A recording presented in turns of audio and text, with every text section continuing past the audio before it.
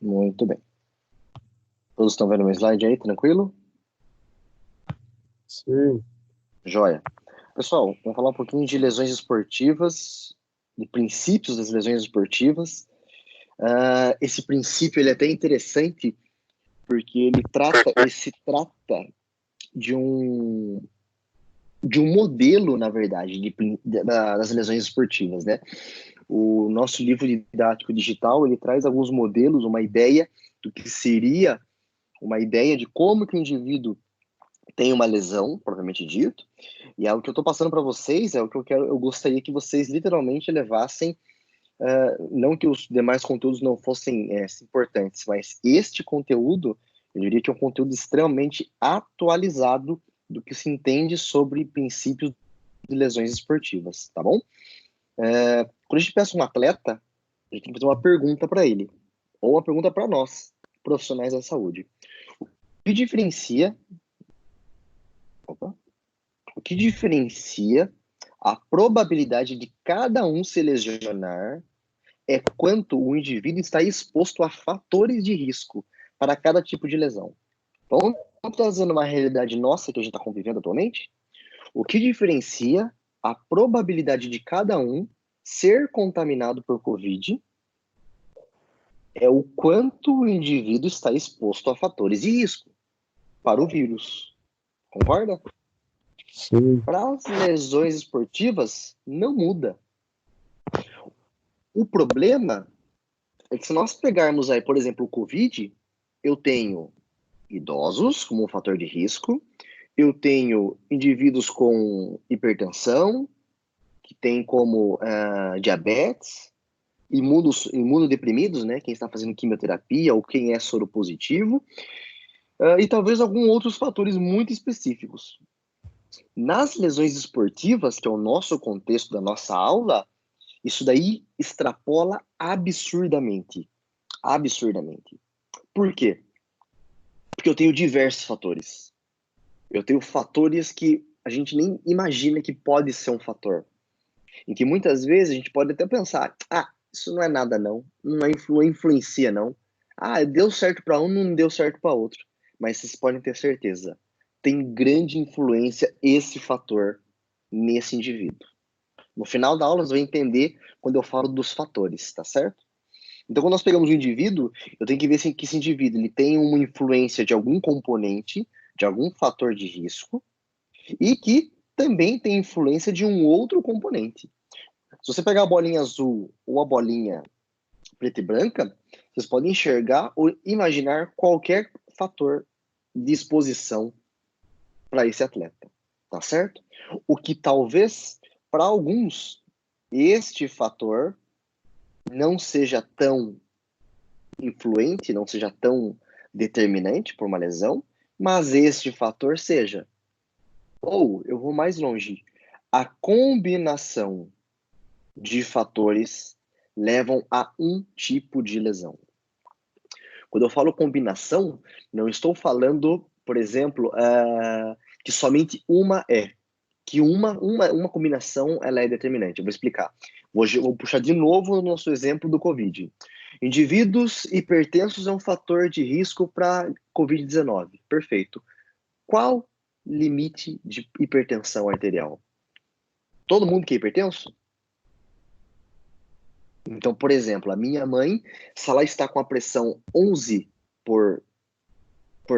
11 por 9, ela já está com a pressão alta. Isso é um fator de risco? Se eu pego um indivíduo que está com a pressão 14 por 9,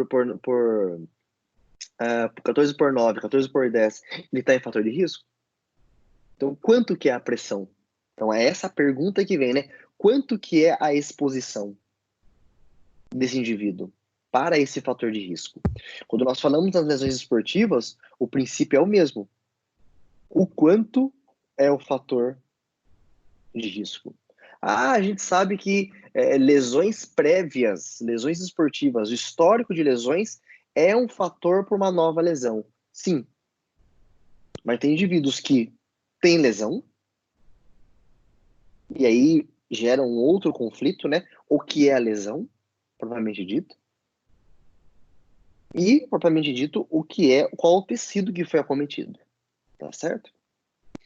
Então, quando nós falamos de fatores de risco, eu tenho que entender que cada lesão esportiva tem um fator de risco, de diversos subfatores. Vamos ilustrar aqui, o jogador de futebol, ele está aqui, a gente sabe que lesões de cruzada anterior, um fator é falta de propriocepção. Mas outro fator também pode ser o tipo de cirurgia de uma segunda lesão, para uma segunda lesão. Então, repara, eu tenho um tipo de fator que está implicado nessas condições. Se eu pego uma bailarina também tem lesão de ligamento cruzado anterior. Mas quando a gente vai ver os fatores de risco que levam ela à lesão, é diferente do jogador de futebol, que também tem lesão de cruzado anterior. Então, eu posso dizer e afirmar que cada lesão, para cada modalidade esportiva, tem os seus fatores. E quando eu falo fatores, não quer dizer que seja as mesmas motivos de causas. Aí eu tenho que ir mais a fundo para entender quais são os possíveis fatores de causa relacionado para essa prática esportiva. Tudo bem? Então, nunca enxerguem e nunca vejam um fator de risco para uma lesão ser o mesmo para outro. Dor no ombro no atleta de vôlei é a mesma dor no ombro do atleta de handebol. A dor é o mesmo. A estrutura possivelmente seja a mesma. Mas os fatores que desencadeiam a dor no ombro no atleta de vôlei é diferente de um atleta de handebol. Tudo bem? Dúvidas, pessoal? Tudo bem. Vamos entender. Entendeu, Thiago? Perfeitamente. Beleza.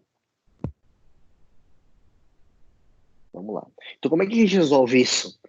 Como é que a gente dá uma solução para um atleta? Quando a gente está falando de atleta, pessoal, a gente está vendo um atleta. Então, vamos imaginar que eu tenho uma classe aqui, vocês estão aí me ouvindo, nós somos um time. O Thiago é um atleta. Embora não pareça, ele é um atleta. Pensa comigo. Eu avaliei o Thiago e eu encontrei alguns fatores de risco que leva ele a uma lesão de dor no ombro, por exemplo. Somos um time de handball. E na minha avaliação, e no dia que eu avaliei o Thiago, eu vi que ele é um atleta que tem um fator de risco. Mas quando eu avalio a Anatiele, quando eu avalio a Rosemilda, eu vejo que elas têm outros fatores que também levam a uma lesão de dor no ombro. O fator que a Anatiele tem e que a Rosemilda tem é diferente do fator que o Thiago tem. Mas todos esses fatores desencadeiam dor no ombro. Olha como é difícil a gente resolver algo que quando eu penso num atleta é fácil. Mas quando eu penso num time, numa equipe, aí a brincadeira fica muito mais séria. Porque não adianta eu querer pensar, de todos nós, de todo o nosso time que eu avaliei, somente, deixa eu pensar aqui quem tá aqui, a Evelyn, o Thiago, deixa eu ver quem mais quem tava lá, acho que a Pamela também, tem dor no ombro. Então, o que eu encontrei nesses atletas é uma fraqueza muscular. Então, eu fiz o seguinte, time, todo mundo, vamos fazer fortalecimento muscular. Vocês concordam que alguns de vocês não precisam fortalecer? Então, se eu fortaleço quem não precisa, em partes, eu perco tempo. Porque eu poderia estar dando uma outra intervenção mais específica, mais direcionada, mais precisa para cada um do que trabalhar, do que colocar o time todo dentro do mesmo saco e falar que esse é o motivo de prevenção. Então, antigamente, pensava-se que, eu vou trabalhar prevenção, vamos fazer propriocepção. Show de bola, não está errado.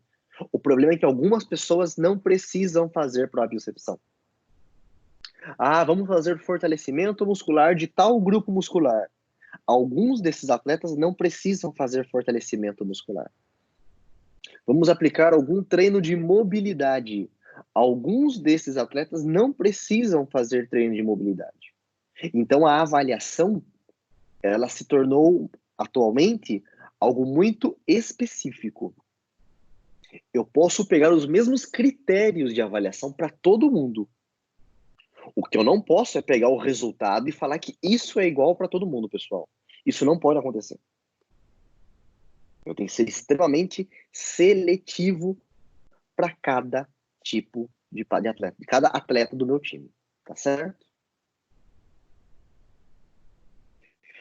Então, antigamente, né, a gente fala como alguns ainda veem, ou como que alguns ainda enxergam as lesões esportivas. Então, vou pedir para vocês darem sugestões. Eu tenho uma causa, mas não vou especificar, não vou especificar se é joelho, não vou especificar se é tornozelo, não vou especificar. Eu tenho uma causa de uma lesão, certo? A minha pergunta é, Thiago, fala uma causa de uma lesão de ombro aí, que eu vou dar na cor azul aqui.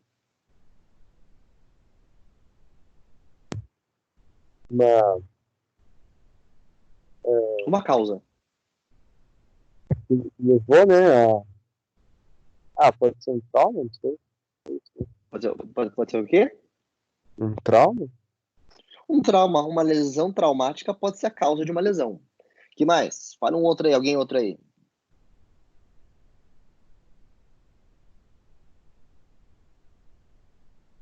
Dá uma Pode sugestão ser aí, Rosemilda. metabolismo também? Como? Pode ser metabólica também? Pode ser uma causa metabólica? Um movimento repetido errado várias vezes? Um movimento repetitivo pode ser uma outra causa. Fala algum outro aí, alguém.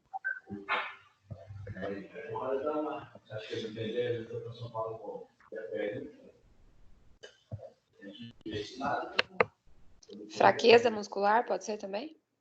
Pode ser uma fraqueza, por que não? Então, repara que eu tenho diversos fatores de uma causa que leva a essa patologia. Vamos pegar um exemplo?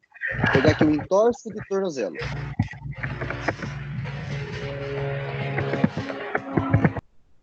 Vou pegar o entorse de tornozelo. Certo? O entorse de tornozelo eu tenho diversas causas. Opa! Eu tenho diversas causas. Diversas.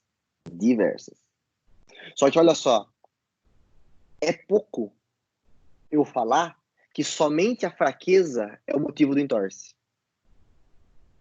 Pensa, um atleta, ele tem diversos mecanismos de ação, de força, de agilidade. Ele tem algumas competências, habilidade, destreza, coordenação, força, equilíbrio.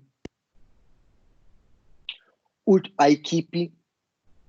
Vocês concordam que uma coisa é um atleta jogar sozinho, um corredor, por exemplo, outra coisa é uma equipe de handball que tem 7 pessoas em quadra. Um vôlei que tem 6 pessoas em quadra. Então, ao invés de eu, atleta, fazer somente os movimentos, eu divido gestos com outros atletas numa equipe. Então, quando nós falamos de causa, né, todos os estudos que se encontram até hoje, nós encontramos um modelo que nós chamamos de biomédico. O que é esse modelo biomédico? É uma única causa para uma patologia. Tendão patelar, sobrecarga do quadríceps, tá aqui. Lesão de ombro, uma causa, fraqueza muscular, tá aqui. Entorse de tornozelo, fraqueza muscular de eversores, tá aqui. Epicondilite lateral, força excêntrica dos extensores de punho, tá aqui. Só que, pessoal, enxergar deste modo, dentro desse modelo biomédico de causa e ação, é uma maneira falha, é uma maneira equivocada, é um modo ultrapassado, eu diria. Tudo bem? Ultrapassado. Vamos pegar um outro motivo, uma outra causa, não no esporte, né? Para vocês terem uma ideia. Gripe. Como é que eu pego gripe? Ah, porque eu fiquei no vento. Beleza. Tem pessoas que ficam no vento e não ficam gripadas. Deixa eu ver outro motivo de gripe. A avó falava que era tomar sorvete. Tinha que tomar gelado. Tem pessoas que tomam gelado e não ficam gripados. Então, vocês concordam que por mais que eu tenha fatores, esses fatores não atingem todo mundo? Nas lesões esportivas, a ideia é a mesma coisa. O modelo biomédico de causa e ação, de causa e efeito das lesões esportivas, isso está ultrapassado nesse modelo. E eles vão ver nos 2 últimos slides que eu tenho fatores que, de pelo menos aí, 6 ou 12 fatores que influenciam em uma patologia. Tudo bem? Então, esse modelo biomédico de reducionar uma única causa para uma única patologia é extremamente falho. Eu diria que é insuficiente. Então você está dizendo para não focar em uma causa, mas focar em várias causas pode levar a isso. Perfeito, Thiago. O problema não é você focar em várias causas. Não é problema isso. O problema é nós, fisioterapeutas, identificarmos. E aí, meu querido, de novo, nossa cabeça, que é o que sofre. Porque eu tenho que pensar. Que possíveis motivos, justificativas, focos, componentes, fatores têm relação com essa dor no tornozelo desse atleta? É aí que abre a nossa cabeça. E faz a gente enxergar o que eu tenho que fazer. Se você pensar bem, é aquilo que eu volto a falar novamente. A nossa avaliação ela é muito mais importante do que qualquer outra intervenção que exista. A nossa avaliação ela é muito mais importante do que qualquer técnica, ferramenta que nós utilizamos. Tá bom? Então, sempre levem essa em consideração. Não posso falar que somente tal causa, tal motivo, tal fator é o principal motivo de lesões deste atleta. É muito falho, é muito insuficiente eu fazer isso. Tá bom? Por isso que eu tenho que entender que eu tenho fatores intrínsecos e extrínsecos. O que são fatores intrínsecos, pessoal? Alguém sugere?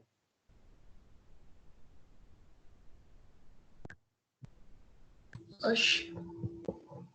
Fatores que acontecem nos órgãos, por exemplo, sei lá, gastrite, sei lá, alguma dor que dê por dentro. Pensa no seguinte, Dani, eu tenho os fatores intrínsecos que estão dentro do fator. Pega lá, não vamos pegar na gastrite, mas vamos pegar assim. Vocês concordam que o tendão ele é um fator específico, intrínseco de alguma articulação, concorda? Porém, a qualidade desse tendão influencia. Então, se eu pego lá, o indivíduo começou a fazer um teste de vôlei para entrar num time. Primeira pergunta que eu falo para ele, tem dois atletas na minha frente. Os dois vão começar a prática esportiva. Vão começar os seus treinamentos.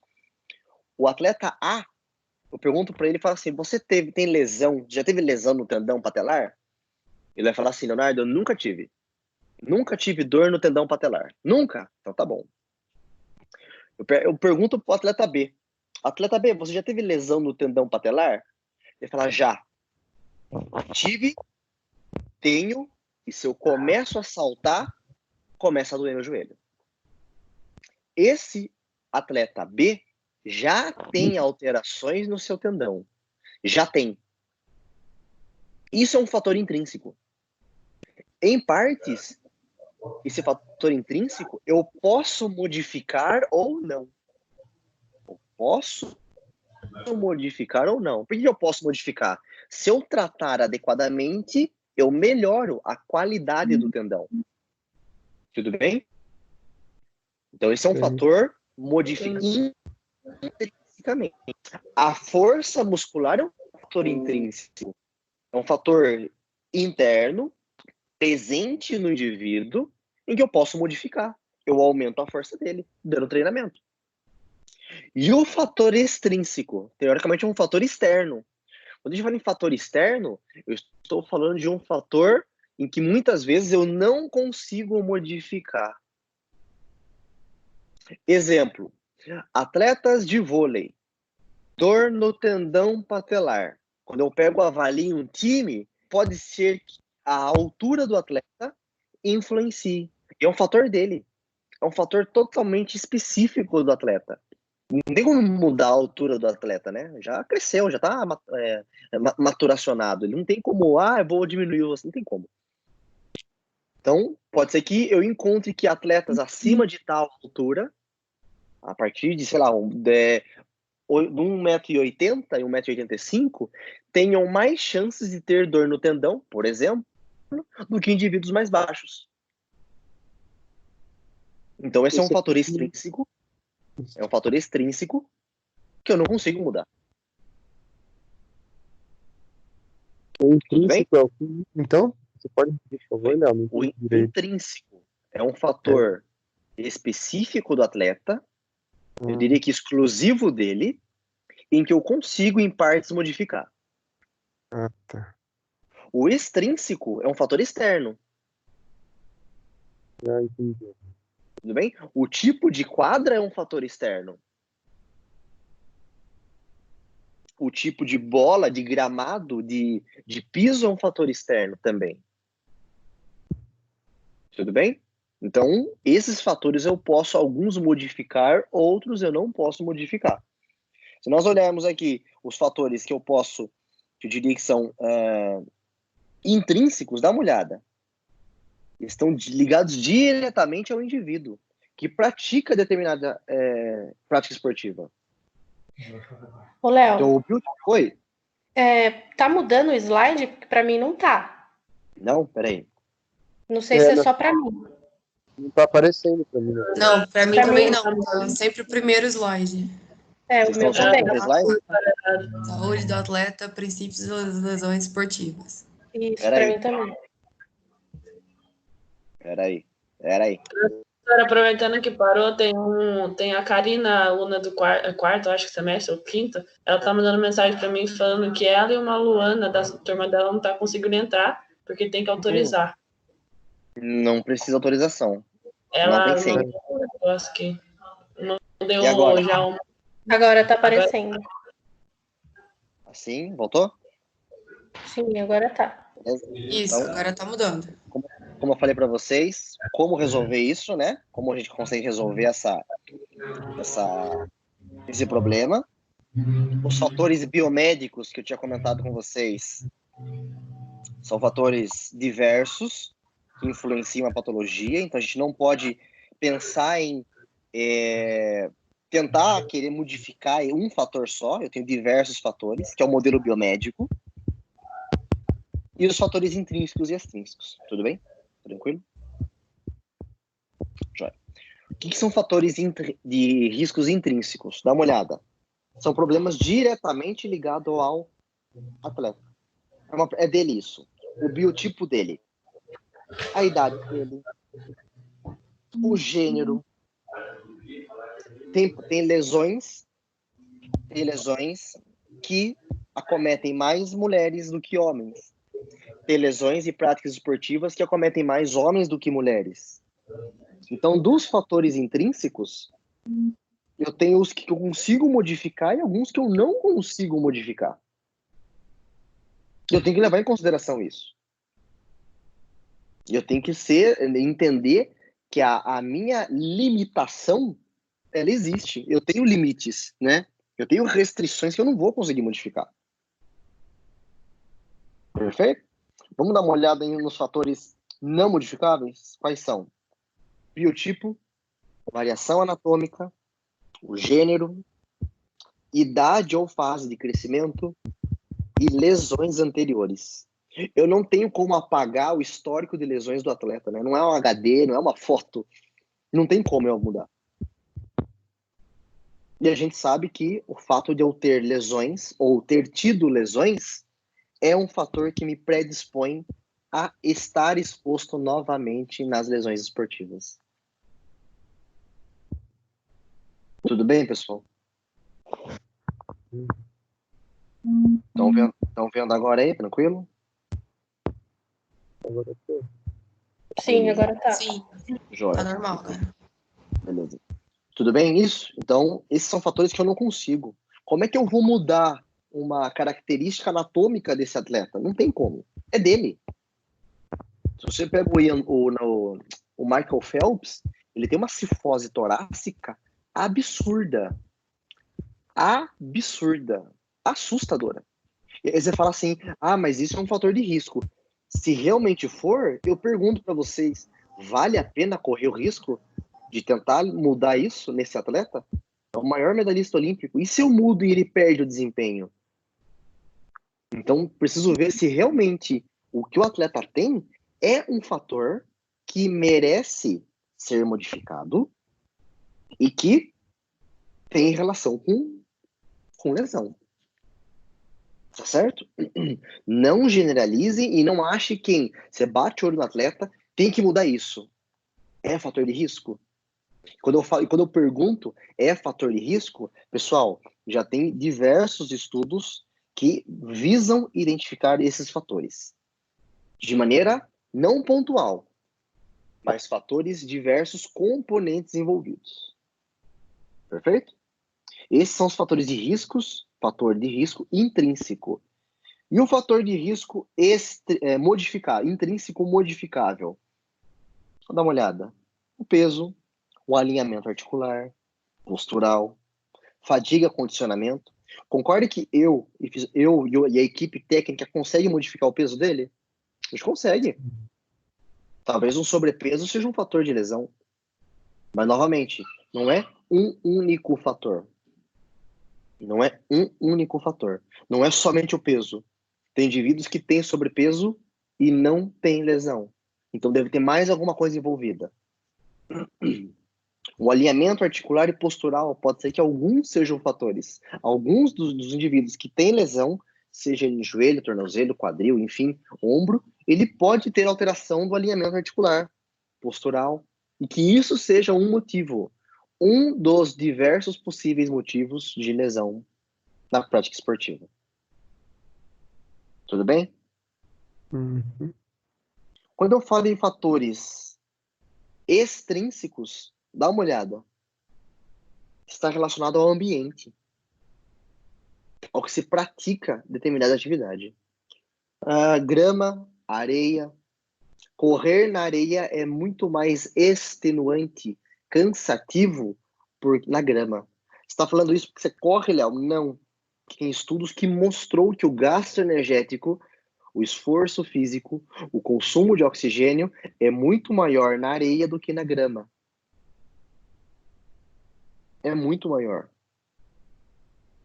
Então pensa, um indivíduo, um atleta de futebol, que tem uma idade que é propícia, para sofrer lesão, o mecanismo que tem a prática esportiva, que é um fator intrínseco do esporte, que é um mecanismo, que é um movimento, jogar na areia, e um indivíduo que já teve uma lesão.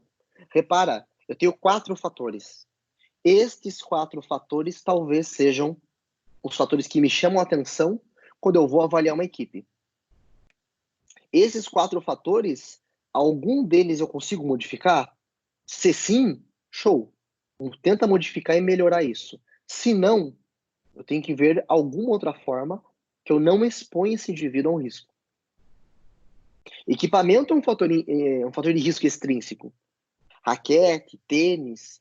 Tem um estudo bem interessante, eu vou compartilhar com vocês na pós-aula, que comparou o tipo de chuteira. O tipo de chuteira, se está num gramado molhado ou seco, em relação na influência do risco de lesão. Agora pega de novo os fatores. Indivíduos que jogam futebol, que têm uma idade que tem risco, que tem um mecanismo, que está jogando com uma temperatura ambiente propícia para lesão, com uma chuteira propícia à lesão, Dentro de um terreno propício à lesão, alguma coisa eu consigo modificar? Consigo. Então, a chance que eu tenho de prevenir algo nesse atleta existe. Por isso que as pessoas precisam mudar a forma de enxergar o quê? Eu quero falar de prevenção. Você quer prevenir o quê? A lesão do entorse. Fazendo o quê? Fortalecendo a musculatura eversora. Você acha que só isso vai ser suficiente? Você acha que só isso, só fortalecer vai resolver? Entendeu? Então é essa a ideia no atleta. Mesma coisa. Eu vou tomar vacina da gripe agora, que começou a semana. Você acha que só tomar vacina previne você de gripe? É um fator. Mas e os outros fatores? Intrínsecos e extrínsecos. Também tem que ser levado em consideração. Então eu não posso achar que, não, é tranquilo trabalhar prevenção. Super de boa. Em partes é tranquilo, desde que você enxergue todos esses possíveis componentes, tá certo? Dando continuidade, pessoal, olha só. No nosso livro didático digital, nós temos essa rede que o Barr coloca, que acho que é Thomas Barr, ou Robert Barr, que é a fonte de 2005 aí, ele fala da relação entre os fatores intrínsecos e extrínsecos para as lesões esportivas. Dá uma olhada. Ele coloca assim, que existe uma margem de dentro de um fator de risco, e dentro desse fator de risco eu tenho fatores intrínsecos, idade, o sexo, a composição corporal, a saúde do atleta propriamente dito, o condicionamento físico, a anatomia, a habilidade e a experiência esportiva e fatores psicológicos. Tudo isso são fatores que o atleta está predisposto. Se o atleta está tudo ok, idade, sexo, tudo certinho, mas o fator psicológico dele está abalado, isso é um fator que o atleta se expõe. Que ele coloca em fragilidade. Somando esse fator predisposto desse atleta, por exemplo, um psicológico abalado, mais os fatores extrínsecos, o técnico que pega no pé dele, a regra que ele não obedece, ou o árbitro que tira ele fora do foco, leva o indivíduo a dentro de um mecanismo de risco, de lesão. Então, isso é um fator que desencadeia. Então, como eu falei, eu tenho fatores que são intrínsecos do atleta, que coloca ele em predisposição. Vamos trazer para uma outra realidade. Prova do Léo. Qual é o fator de risco de você tirar um 0? Léo, pode ser porque eu não estudei. Concordo. É um fator aqui, ó. É um fator intrínseco. Você não estudou. Primeiro, porque você não entendeu. Isso é teu. É um fator intrínseco. Fator extrínseco. Barulho na casa. Quarentena. Ninguém deixou você estudar. Então, isso justifica um fator extrínseco. E o evento desencadeador. Cheguei lá, a matéria era outra. O que eu estudei errado. Obviamente, você vai tirar um belo 0 da minha prova. Mas, fator intrínseco. Eu estudei, Léo. Eu estudei na idade certa. Então, você não está predisposto a ir mal na prova. O fator externo permitiu conseguir estudar. Conseguir acessar o AVA. É um fator externo. A chance de você não ir mal na prova, ela é muito baixa. Então, quando a gente enxerga, fica fácil ver. A idade é um fator, o sexo masculino ou feminino é um fator, a saúde dele é um fator, o psicológico dele é um fator, concordo. Mas como é que a gente enxerga tudo isso ao mesmo tempo de uma vez só? É o que essas duas pessoas fizeram. A Luciana de Michelis e a Natália Bittencourt. Elas fizeram um estudo publicado em 2016, que é os sistemas complexos das lesões esportivas. Da identificação do fator de risco até a lesão. É um conceito que eles definiram. Então vamos lá. Opa, dá uma olhada. Todo mundo tá vendo o slide aí? Uhum. Eu tenho aqui em cima a lesão. Então, lá, coloca aí lesão de cruzado anterior. Eu tenho diversos fatores intrínsecos e extrínsecos, que têm relação com essa lesão de cruzado, concorda? O que o estudo dela sugere? Que não importa os fatores. O que importa é a interação dos fatores. Eu posso ter 300 fatores de risco. O que é mais importante para mim não é os teus 300. É qual fator interage com qual fator.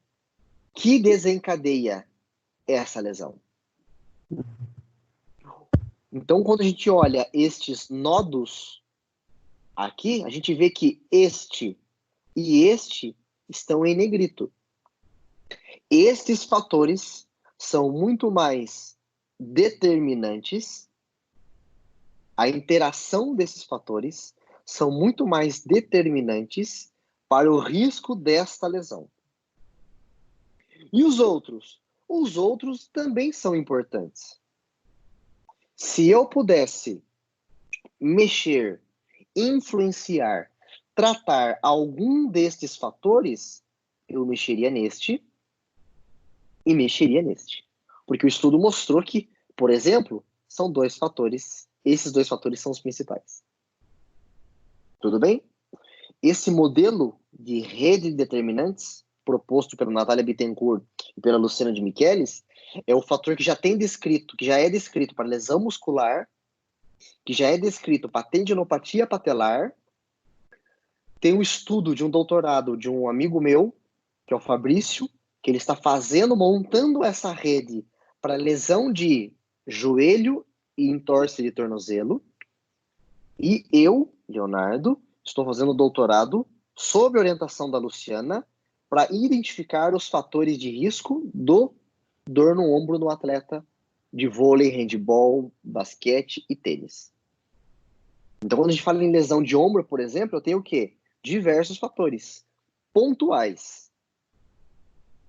Eu quero saber, através do meu estudo, qual que é a interação desses fatores. Para vocês terem uma ideia, eu tenho aí 18 bolinhas no meu estudo, em que eu estou avaliando. E eu vou ver qual que é a interação entre estas bolinhas que eu propus como critério de avaliação, para saber quais são os fatores que determinam a lesão, a dor no ombro no atleta dessas práticas esportivas. Esse é o modelo mais atual quando nós falamos de lesão. Se eu sei quais são os fatores que determinam essa lesão, vocês concordam comigo? Eu posso o quê?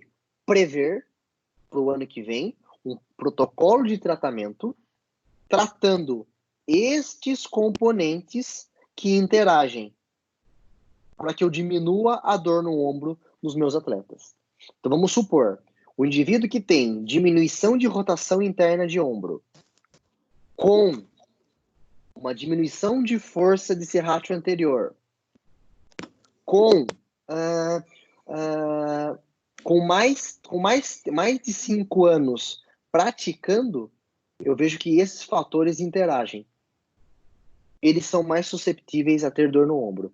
Então, no ano que vem, se eu tenho esses 3 fatores, por exemplo, eu posso avaliar a equipe que vai chegar para mim e perguntar e ver qual é o grau de angulação que está relacionado à perda de rotação interna e qual é o grau de força muscular com o tempo de prática que esses atletas têm, e eu posso identificar desses 12 atletas, esses 4 têm chance de ter dor no ombro durante a temporada. O que eu faço? Agora eu aplico um treinamento específico para eles, para que eu veja um efeito de diminuição de lesões nestes atletas. O que a Natália Bittencourt fez foi exatamente isso. Ela identificou os fatores de risco de lesão muscular no futebol. Repara, é do futebol e é de lesão muscular. Ela identificou os fatores. E os fatores hoje são utilizados para o quê? Prevenir lesões futuras. A Luciana de Michelis, que é minha orientadora, ela fez o quê? A Luciana de Michelis Mendonça, ela fez o quê? Ela identificou os fatores de risco em tendinopatia patelar de atletas de vôlei. Então, hoje a gente sabe, quando a gente pega um indivíduo com um atleta, pega um atleta com tendinopatia patelar, eu não posso pensar só em quadríceps. Eu tenho que pensar numa rede de determinantes. Repara, pessoal, que este slide dessa relação de fatores é diferente dessa. Aqui, no primeiro, eu tenho o quê? Componentes isolados. Opa. Componentes isolados, que o atleta está predisposto. Neste, eu também vejo os componentes isolados, mas eu vejo a interação dos componentes. É isso que muda. Eu preciso saber, e aí vamos trazer para uma outra realidade que não é o esporte. Não adianta eu me proteger do frio para gripe. Eu preciso ter X células de imunidade, eu preciso ter roupa adequada para me proteger do frio, eu preciso ter tomado vacina e eu preciso ter evitado algumas exposições. Aí sim, talvez me coloque numa zona de prevenção ou fora de um risco de lesões. Tudo bem? Então, olha só como entender prevenção, ele é muito mais é muito maior do que só fortalecer propriocepção, treino de equilíbrio, aquecimento, alongamento, muito mais. Tudo bem, pessoal? Alguma dúvida? Não. Tranquilo, pessoal? Posicionar aí, me posiciona, dá um feedback importante. Muito bem. Tanto que a Luciana e a Natália Bittencourt, eles construíram o FAST. O FAST é um aplicativo gratuito, tanto para você baixar. E quando você baixa o FAST, você tem 3 avaliações gratuitas. Tá? Você ganha 3 avaliações. Se você quiser mais, obviamente, você tem que pagar, natural, né? E o que você faz? Tem um monte de teste funcional dentro do aplicativo. Então, você baixa ele, você coloca o cadastro do atleta, você faz lá toda a avaliação dele, super rapidinho, pontuando, assim, idade, sexo, a prática esportiva, enfim. E conforme você vai, aí você escolhe lá o esporte que ele faz. Ele faz vôlei.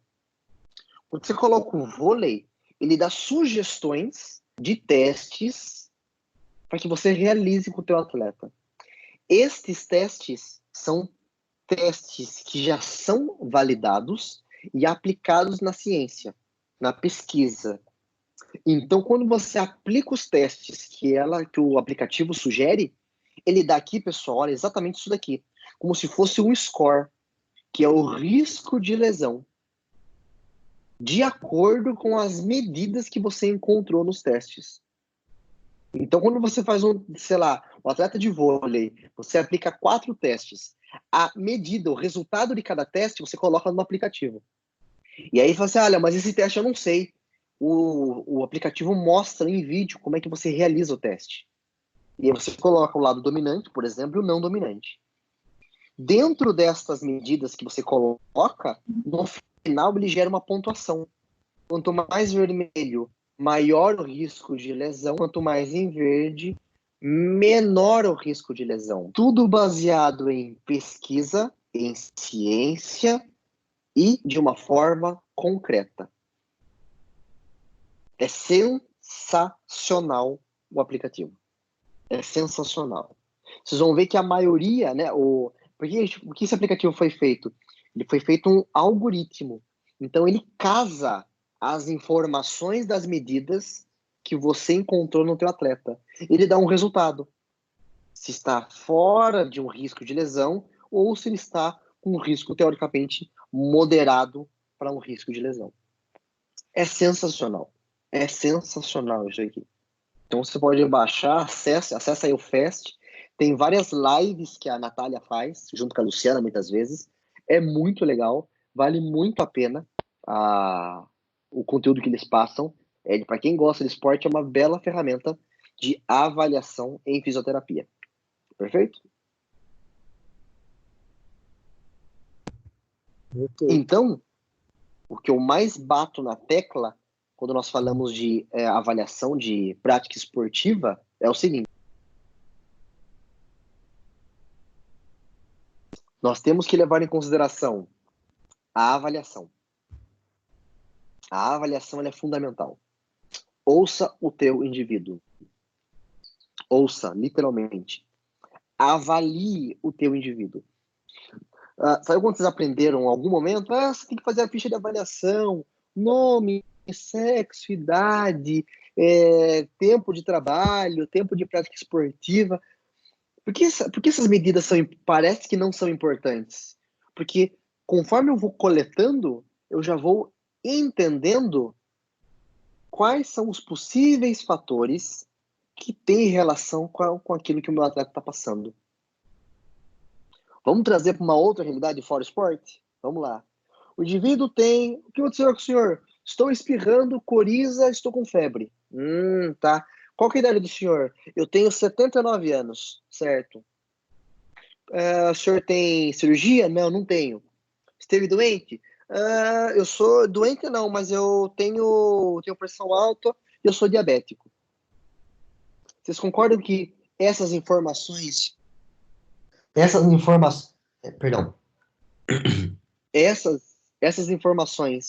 já me dão um parâmetro e que eu sei que ele é um indivíduo que está em risco de Covid? Pô, Léo, mas a gente sabe disso porque todo mundo está falando. Então, para quem é do esporte, você tem que estar ciente e você tem que saber o que as pessoas estão falando em relação a um tipo de lesão. Para lesão muscular, tem que fortalecer músculos flexores do joelho de forma excêntrica. Mas quem tem histórico de lesão também tem risco de relesão. E a fadiga é um fator de risco. Como é que você sabe isso, Léo? Alguns estudos mostraram que os fatores relacionados à interação desses fatores está em risco de lesão. Então, tudo que a gente ouve, por exemplo, na Covid, é uma grande prática para a gente levar para a prática esportiva.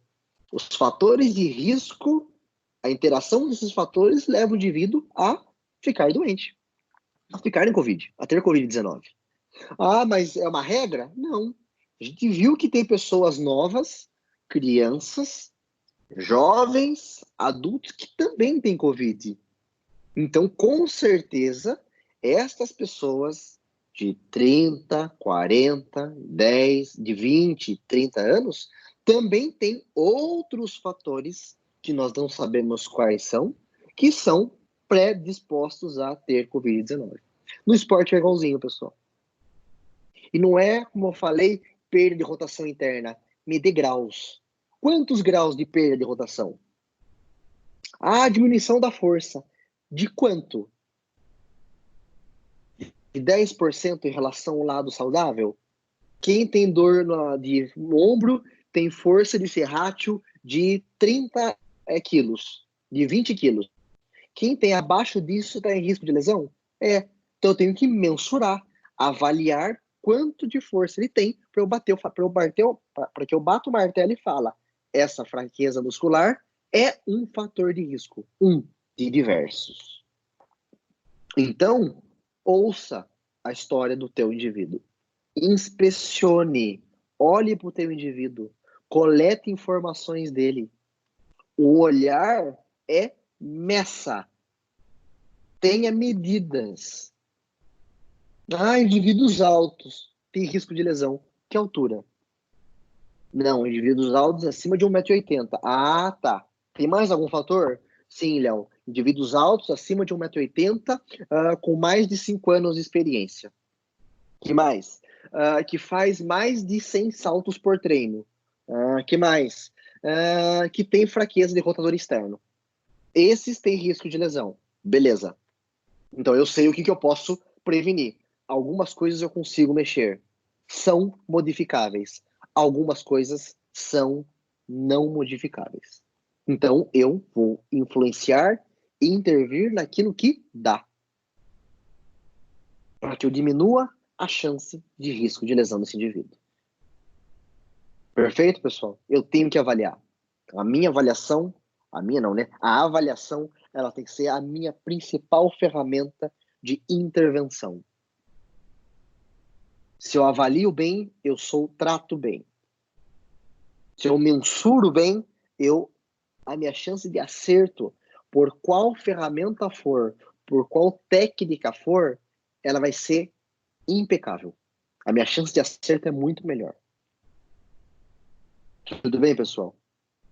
Para isso que na avaliação nós pegamos a história, inspecionamos, medimos, palpamos, avaliamos mobilidade.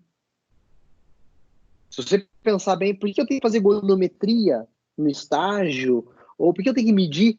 Porque se eu sei que eu tenho uma medida que é preditora de um risco, eu tenho um fator, mais a idade, mais a prática esportiva, mais a frequência, mais a duração do treino. Eu vou juntando. E aí eu começo a pensar, não, peraí, então eu tenho diversos fatores em que alguns eu consigo mudar. Então eu vou mudar aquilo que eu consigo, para que esse atleta, eu tire ele de uma zona de risco, ou que eu previna ele futuramente de riscos conforme a temporada passada. Por isso que eu tenho que usar testes especiais. Testes especiais no sentido de alguns testes que me dão certeza que o indivíduo tem dor ou não. E escalas e testes funcionais, que é extremamente importante. Tudo bem, pessoal? Tem diversos questionários funcionais: ombro, joelho, quadril, lombar, mão, tornozelo. Deixa eu ver o que mais. Questionário de sono. Tem questionário de...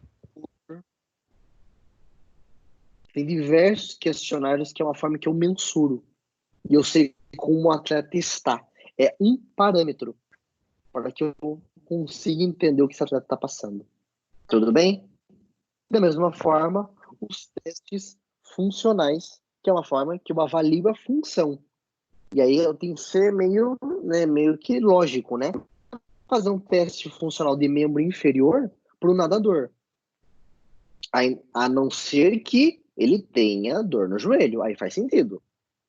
Mas caso contrário, não faz sentido eu aplicar um teste funcional de membro inferior no indivíduo que não usa o membro inferior. Então eu tenho que tentar adaptar o teste na realidade da minha prática esportiva. Tudo bem, pessoal? Não posso ser, somente avaliar, põe aí 300 testes. Talvez eu não use todos os testes, eu tenho que ser mais assertivo. Dúvidas? Não. Dá uma olhada nisso daqui, pessoal. Entorse de tornozelo. Ao invés de eu falar de entorse de tornozelo, eu vou falar o seguinte: indivíduos com dorsiflexão. Vou tirar aqui essa parte aqui, peraí. Opa.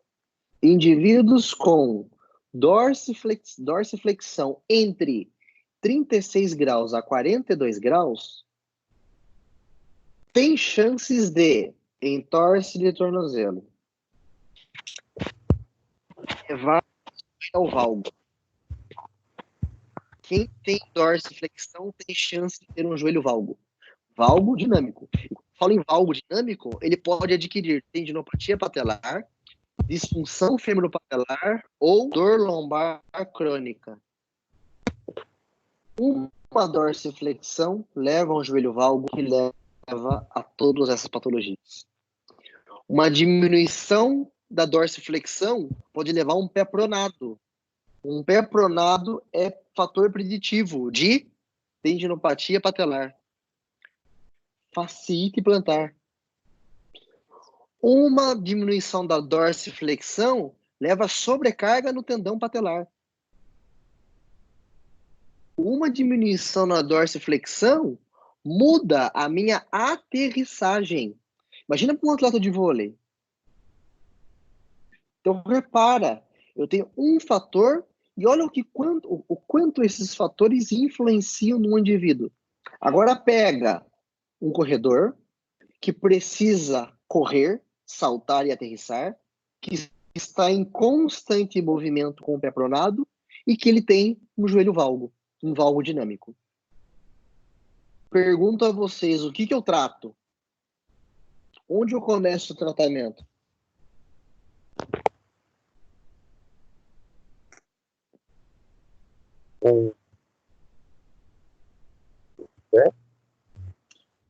No pé. Eu tenho que tratar alguma coisa. Léo, Fala. eu não consegui acompanhar o seu raciocínio desse slide. Tem certeza repetir? Claro. Será que não tem que tratar o quadril? Já chego aí. Mas olha só, eu tenho uma consequência biomecânica de uma dorsiflexão de tornozelo. Indivíduos com dorsiflexão de tornozelo, dorsiflexão de quanto? De 36 a 42 graus. Está restrito o movimento, perfeito? Ah, tá. Está restrito. Esses indivíduos com dorsiflexão, eles estão sujeitos a, biomecanicamente, ter pé pronado, ter sobrecarga no tendão, mudar a sua aterrissagem e ter valgo dinâmico. Agora, somos atletas. Soma isso em um atleta. Um atleta de vôlei que precisa saltar, que tem dorsiflexão, eu vou gerar sobrecarga no tendão dele. O indivíduo que tem diminuição da dorsiflexão, que salta, também coloca o pé dele pronado, que põe ele em risco de fascite plantar, por exemplo. O indivíduo com restrição de dorsiflexão coloca o indivíduo com o joelho em valgo dinâmico. Só que olha só, o valgo dinâmico, um dos fatores é a diminuição da dorse. Outro fator que leva o valgo dinâmico é o quê? Fraqueza de glúteo médio. O indivíduo que tem joelho valgo, o valgo dinâmico, ele está em risco de lesão para a tendinopatia patelar. Mas O indivíduo que tem valgo dinâmico, ele também tem fator de disfunção fêmuro-patelar ou dor lombar. Fala, Thiago. não, então, acho que o valgo então é consequência de ou pé pronado ou o glúteo médio com fraqueza muscular. É aí que tá, Thiago. É aí que é o problema. É causa ou é consequência? É causa ou efeito? Tem pessoas, e aí eu vou pegar o seu gancho, tem pessoas que não têm dorsiflexão. A dorse não está diminuída dentro disso, mas tem fraqueza de glúteo médio. Você concorda? Valgo Que também leva ao valgo dinâmico. Olha só. Então, a dorse é um fator que leva ao valgo. Mas a fraqueza de glúteo médio também leva a valgo.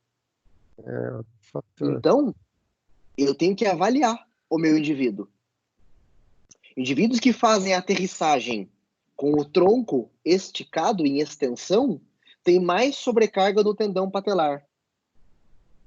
Agora, pega um atleta que faz a aterrissagem com o tronco em extensão, que tem diminuição de dorsiflexão e que tem valgo dinâmico, seja pela dorse ou pelo glúteo médio.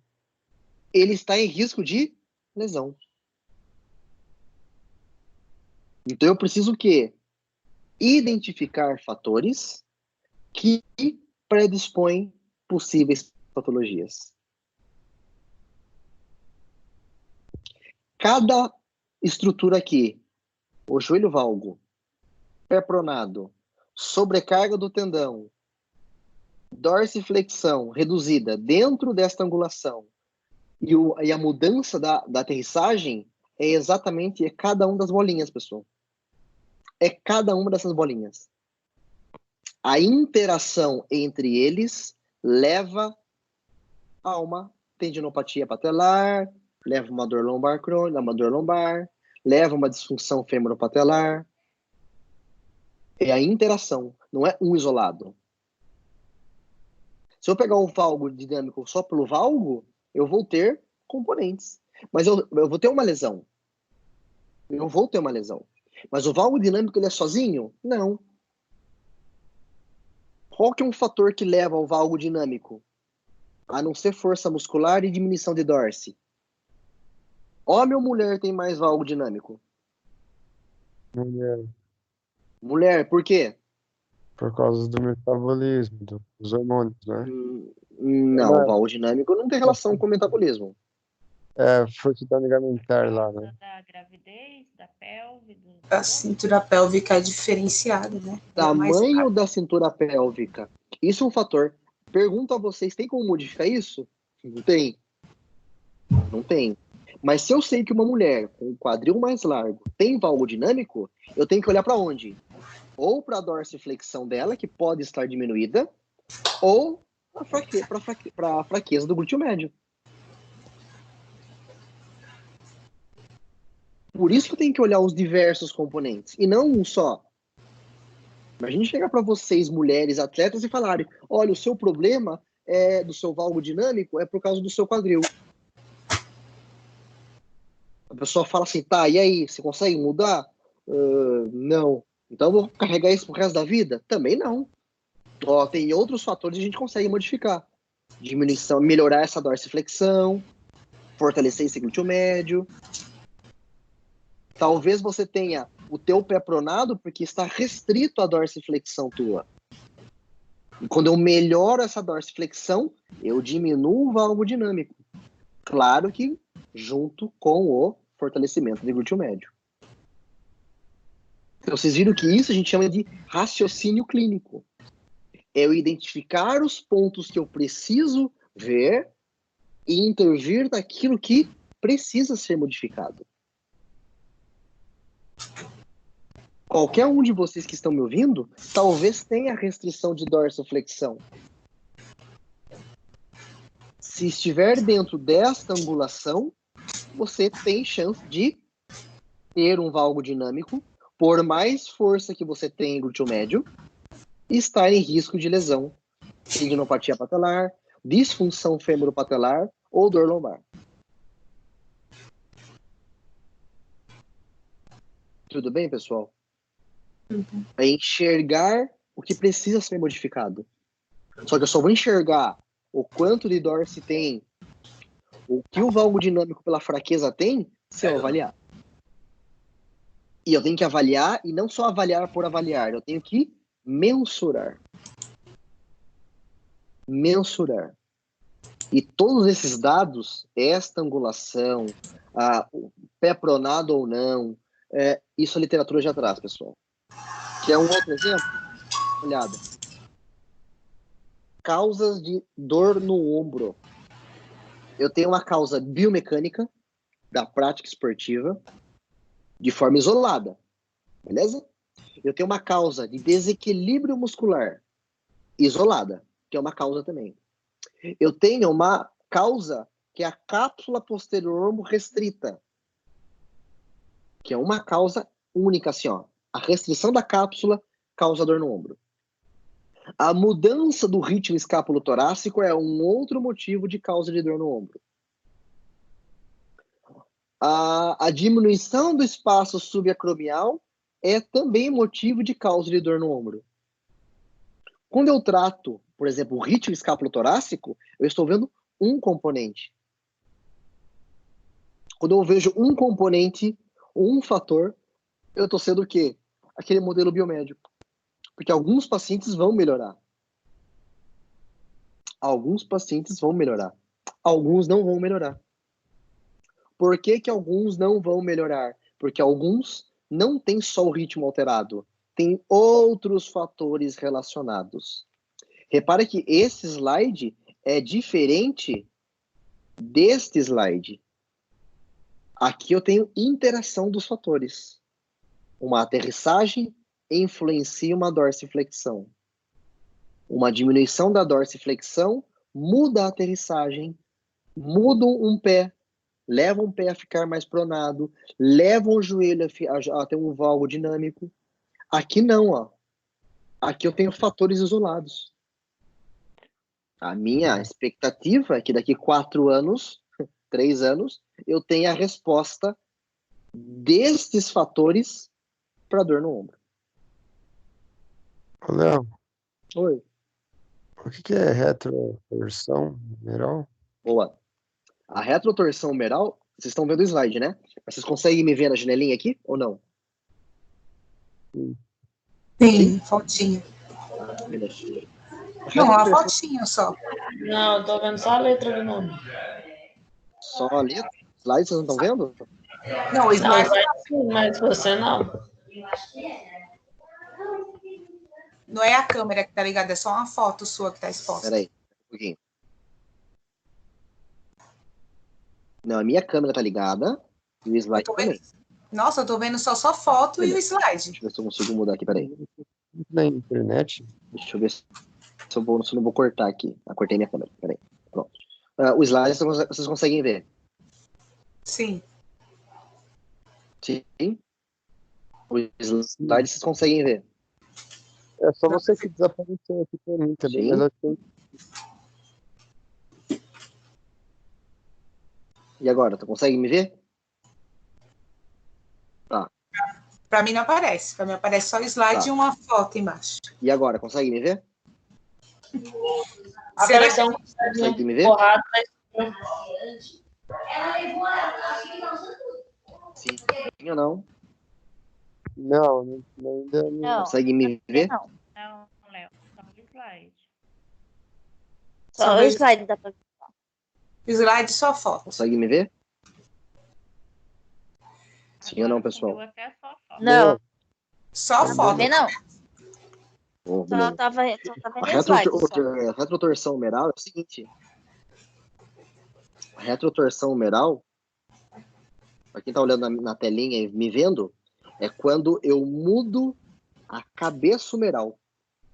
Só que essa mudança da cabeça humeral, ela só acontece lá na infância. Lá na infância. Então, de tanto a criança fazer movimento de arremesso, como a criança está em fase de crescimento, isso muda a cabeça humeral de posição. Só que esse é um fator totalmente o quê? Intrínseco, em que eu não consigo mudar. Mas isso causa uma restrição no ombro da criança? Sim, é um fator que leva à alteração da mobilidade da glenohumeral no atleta overhead. No atleta que movimenta acima da cabeça. Sim. Claro que em nenhum momento eu, Leonardo, vamos medir a retrotorção humeral. Não faz sentido, né? Não tem como eu mudar isso. Não tem como eu mensurar isso. Eu preciso de um ultrassom para fazer isso. Ninguém faz isso. Nem tem porquê. Até porque já está modificado. Porque a criança, desde sempre, praticou vôlei, handball, enfim. Então isso não muda. Tá certo? Dúvidas, pessoal, em relação ao nosso conteúdo? Não, mas se vem desde a infância, o corpo dele meio que se adapta, né? A essa... Exatamente. Por isso eu não consigo modificar, Karina. Eu não consigo modificar a retrotorção. Uhum. Entendeu? Por isso que eu tenho que saber. Desde quando você pratica handball? Eu pratico handball desde os meus 6 anos. 6 anos ele está em fase de crescimento. A fise do úmero está aberta. Então, ela sofreu, com certeza, uma retrotorção humeral. O que eu não consigo é mudar essa retrotorção. Isso é dele, é intrínseco do atleta.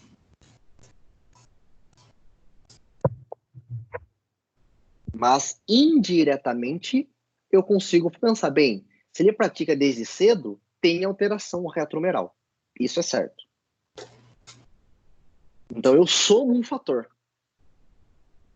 Eu somo um fator de possível causa. Dúvidas, pessoal? Não. Tranquilo? Acho que tranquilo. Fala. A aula foi boa, Léo. Foi tranquilo. Eu tenho algumas dúvidas referentes às nossas aulas, mas coisa prática. Deixa eu responder, pode mandar. Tá. A respeito das provas, você já tem uma posição de como vai ser, como não será? E a respeito dos trabalhos, nós temos as questões no portal que você colocou, da 2.1 e 2.2. Isso é para te entregar junto com os artigos e também a relação dos artigos. Vai continuar a mesma pontuação que você passou no primeiro dia de aula? Ó, só vou colocar no mudo aqui, o microfone de alguns aí que tá muito alto, consigo escutar. Deixa eu ver... Por o microfone do Thiago no mudo. Ó, as atividades pré-aula e pós-aula, vocês não precisam me entregar. Eu passei isso via Karina, e eu não sei se a Karina é representante, acho que só do 8º, né? Ou do 7º, ou do 6º. Do 7º, depois eu cheguei a comentar com algumas pessoas que eu tive tempo que as questões da unidade 2.1 e 2.2 não era necessário enviar, mas quem já tinha enviado, eu ia enviar tudo junto. Tá. As atividades, atividade pré-aula e pós-aula, vocês não precisam me enviar. Não precisa me enviar. A única coisa que vocês precisam enviar são as atividades formativas. Tá certo? E hoje, dia 31, é a data final de uma atividade a ser entregue. Perfeito? A Karina vem cobrando vocês para enviar para ela a atividade formativa. E essa data está combinada desde o primeiro dia de aula. Tudo bem? Eu posso até abrir aqui, se for o caso, o conteúdo, né? Vocês estão vendo meu slide aí, minha tela do computador aqui. Nem precisa abrir, Léo. É o resumo da unidade 2.3, que é na data do dia 31. Exatamente. Hoje pode entregar até hoje, então, Léo? Dúvidas, porque nós estamos com muito assunto e aí às vezes confunde a cabeça. E as nossas representantes realmente elas estão falando e tal, estão orientando e está ajudando bastante. Mas isso foi uma dúvida minha. Não, tranquilo, perfeito. E a questão da prova, se você já tem uma posição. Tá, vou responder em relação à prova. Só para esclarecer aqui a data. Vocês estão vendo meu slide? Está aparecendo o último da aula. Peraí, então. Peraí. Opa. Só pegar aqui o...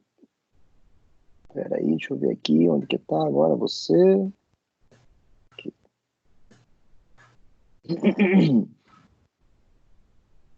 Aqui, beleza. A data de entrega da atividade formativa é dia 31. Então, hoje é o limite da entrega. Vocês têm que mandar hoje no máximo para a Karina, no máximo, para que ela me mande hoje à noite, tá certo? Manda direto para ela, por favor, porque é mais fácil. Por que eu falo que é mais fácil?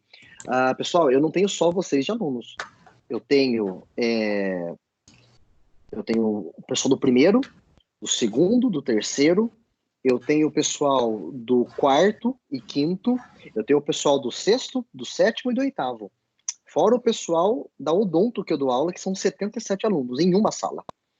Então, se cada um me manda o arquivo, alguns me mandam no Gmail, outros me mandam no Anhanguera, outros resolvem me mandar por WhatsApp, alguns mandam pela representante, ou seja, eu tenho medo de me perder e não atribuir a nota, sendo que vocês enviaram o trabalho. Então, por isso que eu concentrei, não só na Karina, mas todos os representantes, eu converso com eles quase que diariamente. Tudo bem? Então, enviem para eles conforme a nossa data. Hoje é o limite da entrega da atividade, que é o resumo da unidade 2.3. O resto, pré-aula e pós-aula, não precisa me enviar ou passar para a Karina. Não precisa. Tá certo? Em relação às provas, Rosemilda, a instituição ainda não tem uma posição de data ou de quando será.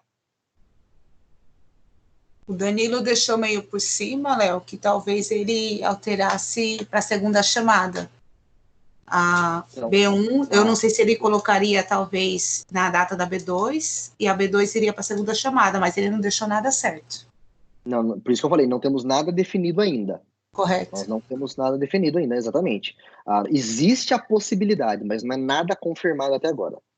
Perfeito? Como diz atualmente, né, casos suspeitos, mas nada confirmado, nada positivo.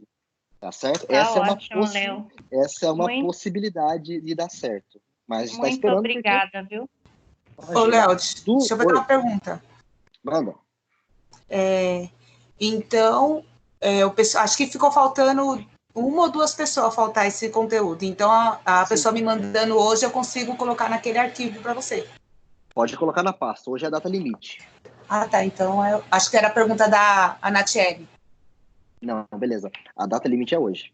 Então, eu não posso estender isso, porque eu também tenho data para lançamento dessas atividades, entendeu? Tudo bem. Eu tenho essas datas que eu tenho que cumprir também, senão porque eu sou cobrado em lançar essas atividades. Dúvidas sobre a matéria, Não. pessoal? Ou sobre qualquer outra coisa, bater um papo, tomar um café? Ai, Eu café queria não só dá te pelo perguntar. computador. Né? Eu queria te perguntar sobre, na última aula que tivemos, né, fizemos aqueles testes lá, você